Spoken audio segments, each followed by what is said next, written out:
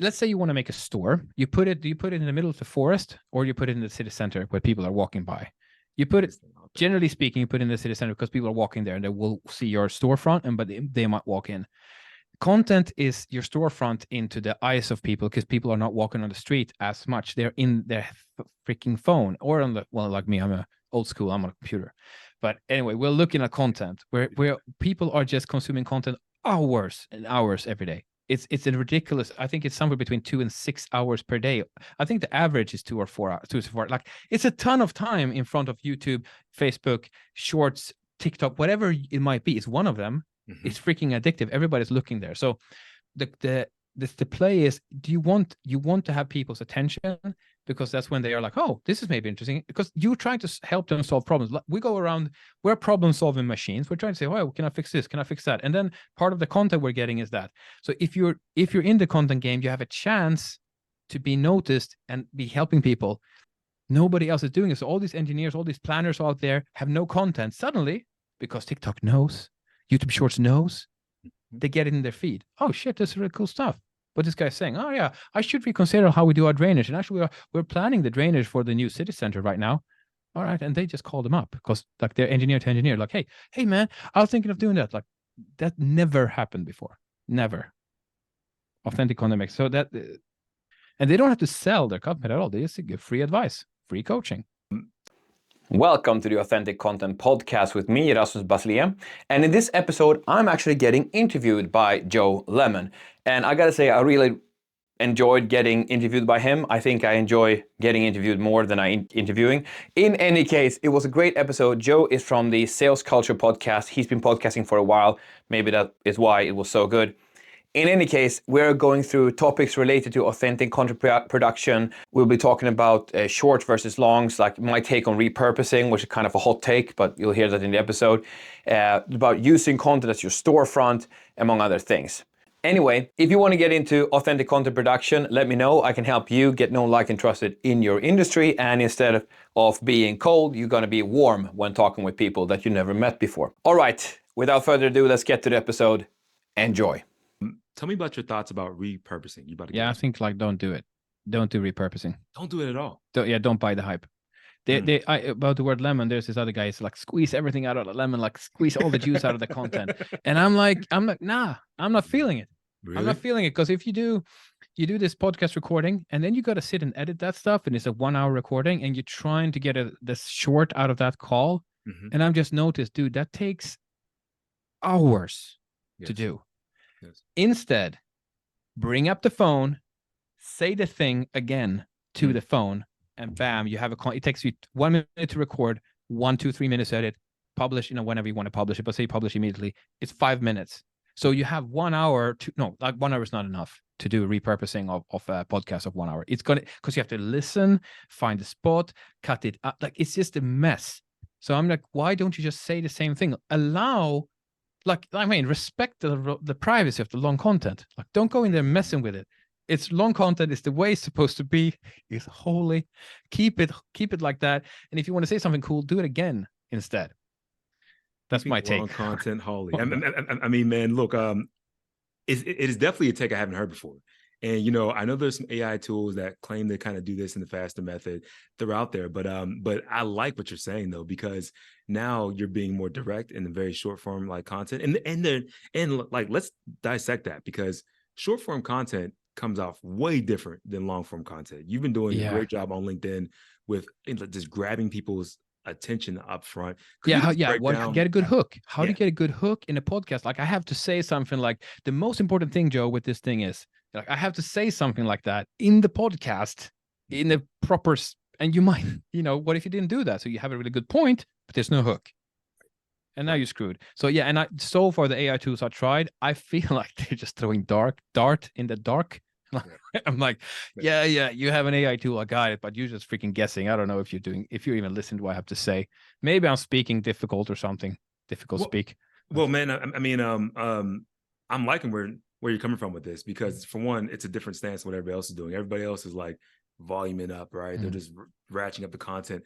What's your whole thoughts on that piece as well? Like as far as more like quantity with the actual content. I mean, because if you're not going to repurpose, then you got to just stop for a second and kind of have a strategy about how you're going to go ahead and reshoot some of the things that are the big takeaways. Yeah, you might. I mean, for me, like now I've had my people listen to it and they'd be like, hey, this point was really good. Please say it again. This point was, or actually, if I'm like, I'm re-listening to it myself and I have a notepad and I'd be like, oh yeah, this thing, yeah, this I really nailed it here. Like I'm gonna say that again and I'm gonna say that again. And then I just re-say it to the camera.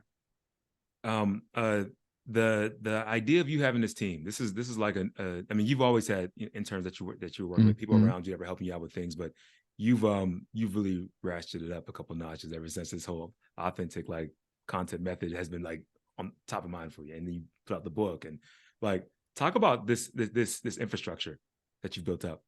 I noticed that I can edit my stuff myself, but I wanted to see, like, I was listening to this Alex Hermosa guy that everybody knows, like he was talking about this content volume. He was saying like, I'm doing, instead of doing like 1 post a day or a week or something, he's like, I'm going to do 70 or 80 posts a week. And I was like, if Alex can do it, I can do it too. But another thing, if I'm going to do all of that, and then he also talked about how he had like a LinkedIn team, a YouTube team, a podcast team, and I tried, like, I was imitating that. Yeah. But actually it didn't work out. I don't know if he's changed his method, but it didn't work out like that for now. I'm basically having a short team, a longs team, and a LinkedIn and plus generalist is what, or like a ghostwriter. That's what I'm having basically. Ghostwriter, short content, medium length, and then we rotate who edits the podcast because they're easier. Like you just want to have a hook, find a hook segment. Mm-hmm. Sometimes I'm reading something into the hook, but so. Yeah, but yeah, I realized if I'm about to put out all this content, if I try to do it alone, I won't be able to do it. So I was like, let's get some people on board. And what I promised to them is that we're going to do this journey together. I'm not going to get paid because I don't know how to do this yet. And you're not going to get paid because there's no money, but we're all going to work for all of us for free. And we're going to discover this together. And the opportunity that you get to work with me, who's going to produce all kinds of content. And we're going to have people come in. I also promise them that as who I'm selling this, I'll get free clients coming in. And the free clients that are coming in, you get to work with them too. So your experience will be broader than working with just one company. And we're going towards world class. And experimentation will be allowed. And we were just going to find our way. And that was attractive enough for these people that I'm working with now. So I think the team is 5 or 6, I have to count, but that are involved now. And yeah, I think we're 5 and 6. We're 6, but one person has been ill a little bit now. Yeah, so that's why I didn't count. But yeah, and I think the thing is, why are we, if we are in, I hear this all the time. I can't do content because I don't have time. Okay, first of all, I just did one today. I did one recording as I was talking with the client. I recorded it at the spot and edited it within 5 minutes. And it's like, that's how easy it is. If you know what you want to say, if it's in your heart, you know what you can just, it's just so easy. Just add subtitles. That's what editing I would do. You could like use CapCut or captions.ai. Yep. Yeah, I'll just use that.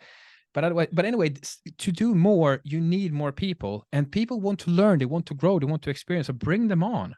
Like then you, like, instead of thinking, can I do it? Should I do it? It's like, no, the question is how. How do I do it with the limited time that I have? What can I do? And sometimes some of you who are listening, or you have resources, you have money, you can pay people.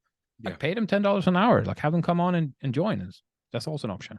Man, I think a lot of people, at least in the US, talk about how hard it is to find good people, to find people that are willing to work. I mean, that's a common, Well, theme. I had 8 people first. Okay. And now we're 6. We're at 9. So we didn't start out with this.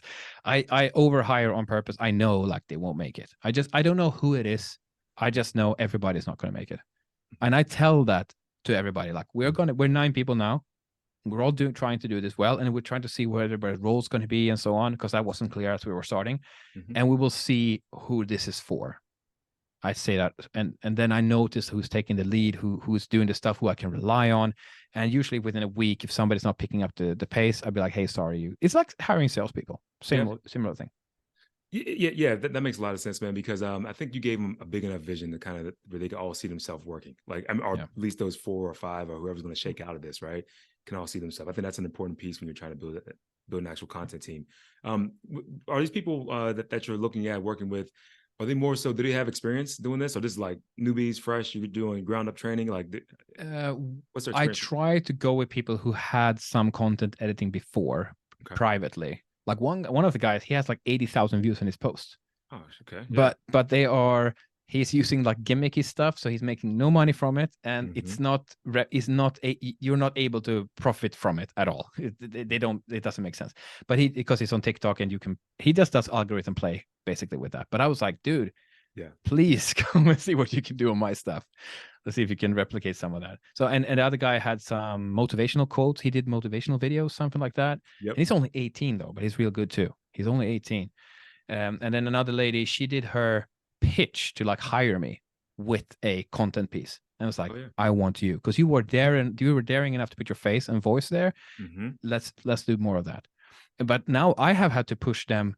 I work with them now. It's like because I'm doing a 4-month internship. Like I'm doing regularly like one season. It's the spring or the fall. That's how I usually do it. So now we're coming up to Christmas, and I was saying like, guys, we have like 1.5 months left.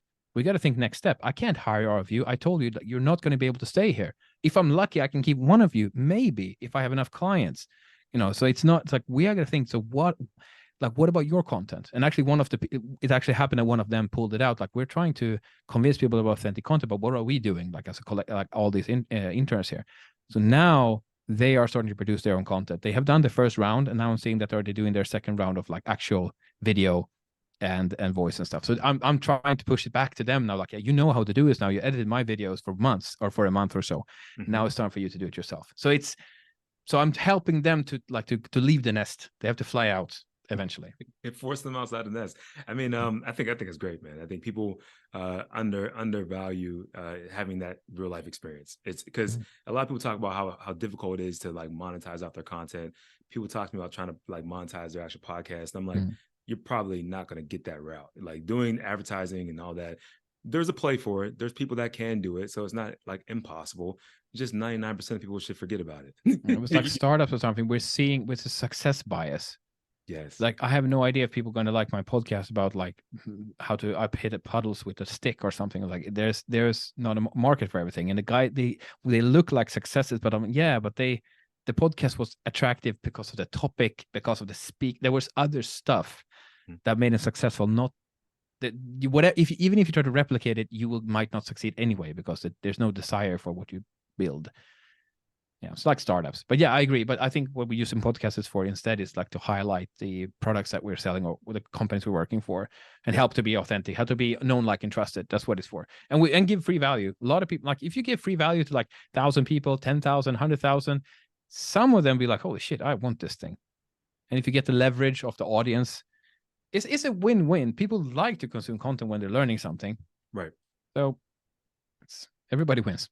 Man, this whole aspect of how businesses outside of the whole, like, people are looking for advertising, doing content, are looking for people to kind of sponsor their posts and all that. Let's put all those like influencers in one category, whoever they may be. And then the other large group of us that, are the average Joes, right? That have like small businesses, medium-sized companies trying to monetize their actual content in a way that benefits their actual business. Can you speak to a couple like maybe tactics, strategies, or just thought processes of how people should leverage that to increase their business? Well, I'm seeing it in B2B. That's my field now that I'm in.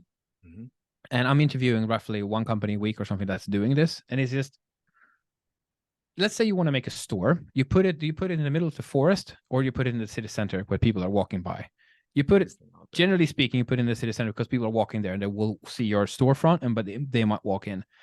Content is your storefront into the eyes of people, because people are not walking on the street as much. They're in their freaking phone or on like me, I'm a old school, I'm on a computer.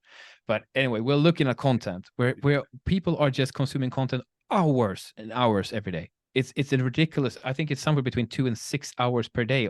I think the average is 2 or 4 hours, 2 to 4. Like, it's a ton of time in front of YouTube, Facebook, Shorts, TikTok, whatever it might be. It's one of them.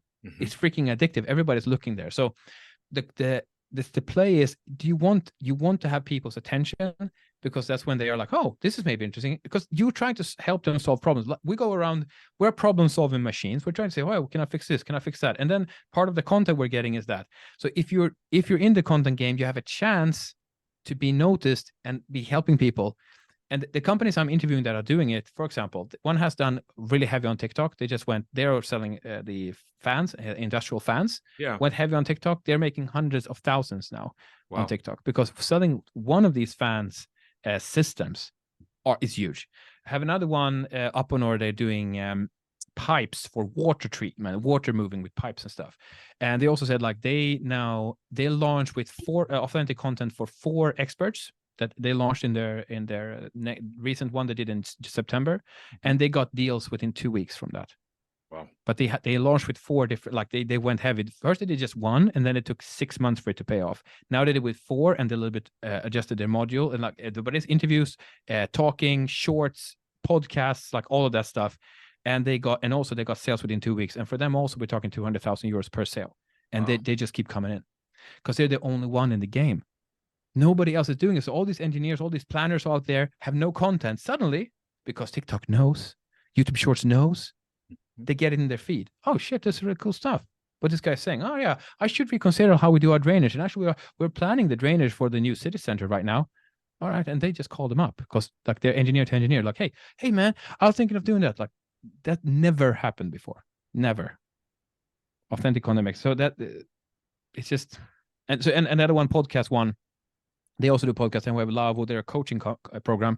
They do their content is they interview their previous clients who have had their program for like 6 months, a year, and say, then through that client, there's like, please teach to our audience some good mental models and techniques you've been working with to handle your because it's performance coaching for CEOs, how to be a better CEO. Yep. So he's teaching his insights to the audience, but he's a customer, and the insights have been, so like my logical brain is like, so he was part of Lavo. Yeah. He learned all this stuff, so Lavo must be good. So it's such a win-win, and it's a client telling a story. And they don't have to sell their company at all. They just give free advice, free coaching. That might be one of the best. Well, there's 2 big takeaways, and we have to wrap up soon because we have to have you back on so we can kind of press into this more. 2 things that we just got to hammer home though. One, boring businesses should be doing content like crazy. Like, because those 2 examples, industrial, manufacturing, those to me are like boring businesses that like, dude, you get out there and you just say anything about your space that makes sense, people are going to figure out how to find you. Yeah. And then the very next one though, that last piece is crazy, dude. When you have your customers coming back on, I mean, it's phenomenal. I'm sitting here like, this is some stuff we should. Can you do that stuff yourself? Yeah. I mean, like having people regurgitate your own IP, your own education on your show. So it's not like you say, hey, Joe's great. I'm like, hey man, Rasmus taught me this. And you don't got to say that, but you just say like the model that authentic content method is doing this, and I'm doing this now. And of course, people aren't, I mean, everybody's not bright, but you don't have to be that bright to understand that like, hey, he's talking about this actual method. I should go do this method. And he's not trying to sell. Like nobody's really trying to sell. I'm just giving free advice, and just this cool shit. It just happens to come from our company. But like, so that's what's going on. But thanks for having me on for this short one. And let's do another one a little bit later. Come on, Rasmus, man. You know what? We'll be doing this again. Please tell everybody how to find you. Obviously, talk about the actual podcast, Authentic Content Method. Authentic Content Company, Authentic Content Podcast. You can find me on, like, that's the podcast one. Another one's on LinkedIn. It's good. Rasmus Basilia. You can find me. Basilier. That's how we just spell it.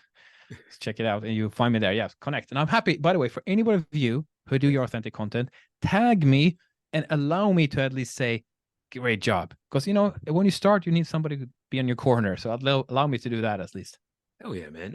I mean, dude, that part right there, especially on like LinkedIn, let's make that a thing. Like, so anybody that actually tags themselves on this actual podcast, tag yourself. I'll see it. Rasmus is definitely going to see it. We're going to go find you and at least comment on some things that you're doing. Good, bad, or ugly. It's just good to have the feedback, man. Yeah. Thanks. All right, Rasmus. Dude, as always, it was great having you on the show, man. Look forward to having you back for round 2. Yeah, awesome. Thank you, Joe. Thank you for having me.